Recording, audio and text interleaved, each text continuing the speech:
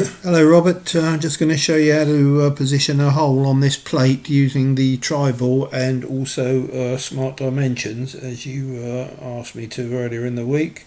So first of all, let's go and drag a hole in from over here in the shapes catalogue, and I'm just going to sort of plonk it down on that face there like so.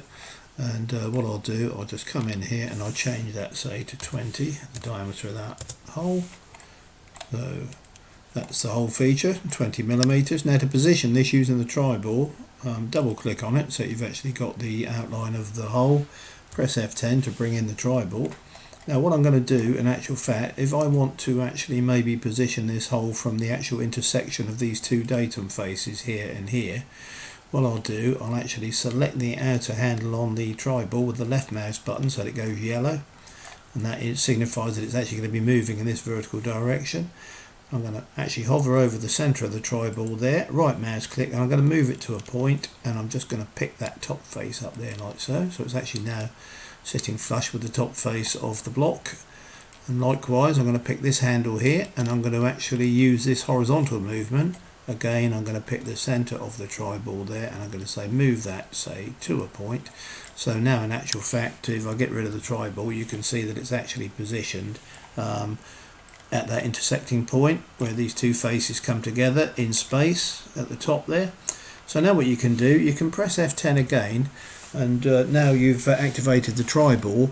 What you can do in actual fact is if you actually hover over this this work plane here like so, I just pick on that work plane there.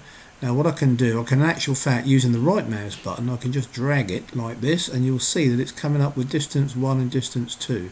So I can actually position this using these two distances.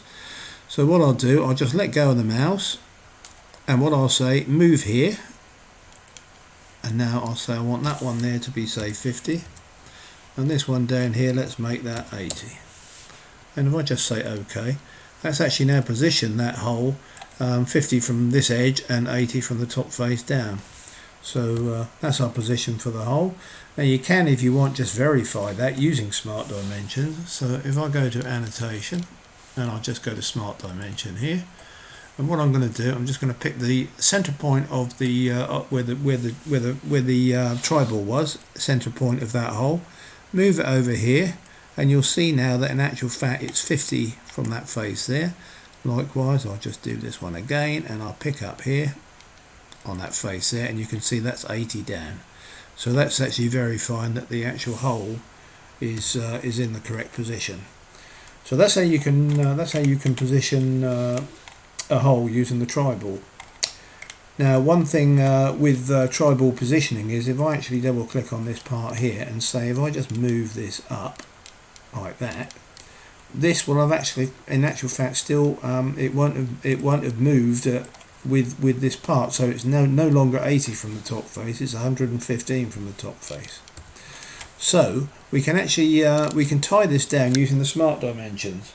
So what I'm going to do now, in actual fact, I'm going to delete this hole like so. So we've got no hole there. And now what I'll do, I'll actually drag another hole in here from the shapes catalogue. Again, I'll actually say make that 20. Same as before. Now what I'm going to do, instead of using the Triball, I'm going to use the Smart Dimension feature here to position this hole.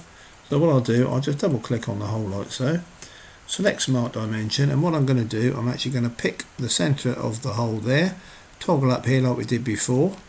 So we've actually got that figure there, and what I'll do, I'll just go in here and I'll edit the Smart Dimension with the right mouse click, and I'll say OK, let's make that 95. And I'll just say OK. So that's actually now 95 down from the top face of the block, 95. So again, I'll double click on the hole, and this time I'll go Smart Dimension, repeat it, and I'll just pick on center of the hole there, and I'll just toggle over here to this face here. So now what I can do, I can just hover over the Smart Dimension again, press the right mouse button, in actual fact, and just pick edit this Smart Dimension. And what I'm going to do this time, I'm going to actually make that, say, let's make that 65, and say apply. So there we are, we've actually got the two Smart Dimensions here. Now what you can do in actual fact is if I come in here now and drag this block up, you'll see that the hole is still it's actually not moved with the face. It's a different dimension now, so we can get round that. What I'll do, I'll just press undo to go back to how we were. So that should be 95 from the top and 65 from the edge. Now what you can do is if you double click on this, hover over one of these smart dimensions, press the right mouse button and just select lock. So that's now locked, so that 95 is locked to that top face. Likewise, I'm going to pick on the 65 and I'll select lock on that one as well. So now if we come in here, we should have, we've got that little asterisk denotes that it's locked. So 95 from the top, 65 from the edge, they're both locked. So now if I actually pick up on this block and drag it up, you'll notice that the actual hole has moved with it. It's still 95 from the top. And likewise, if I move this one here, let's drag this over here a bit, like that. If I double click on here, you'll see that in actual fact is still 65 from that edge there, and it's still 95 from the top. So Smart Dimensions is a good way of locking hole features or whatever you like to edges, to datum edges like that. So that's the difference between the two, the Triball and the Smart Dimension features within IronCAD, and I hope that's of some help. Cheers.